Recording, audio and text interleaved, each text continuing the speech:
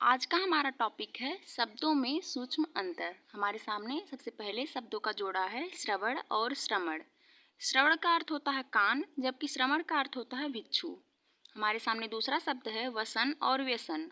वसन का अर्थ होता है वस्त्र, जबकि व्यसन का अर्थ होता है आदत। हमारे सामने तीसरा शब्द है अंश और अंशु। अंश का अर्थ होता है भाग, जबकि अंशु का अर्थ होता है किरण। हमारे सामने चौथा शब्द है कटिबंध और कटिबद्ध। कटिबंध का अर्थ होता है करधनी, जबकि कटिबद्ध का अर्थ होता है तैयार। हमारे सामने पांचवा शब्द है द्रव और द्रव्य। द्रव का अर्थ होता है तरल पदार्थ, जबकि द्रव्य का अर्थ होता है धन। हमारे सामने छठा शब्द है स्वर्ण और सुवर्ण। स्वर्ण का अर्थ होता है सोना, जबकि सुवर्ण का अर्थ होता है उच्च जाति। सातवां शब्द है विहग और विहंग। विहग का अर्थ होता है पक्षी, जबकि विहंग का अर्थ होता है तोता।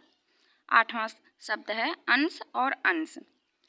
अंश जिसमें छोटा सा है उसका अर्थ होता है कंधा, जबकि अंश जिसमें बड़ा सा है उसका अर्थ होता है हिस्सा। अगला शब्द है अन्न और अन्य। अन्न का अर्थ होता है अनाज, जबकि अन्य का अर्थ होता है दूसरा। हमारे सामने दसवां शब्द है आचार और आचार। आचार का अर्थ होता है मुरब्बा, जबकि आचार का अर्थ होता है आचरण। हमारे सामने ग्यारहवां शब्द है अभय और उभय।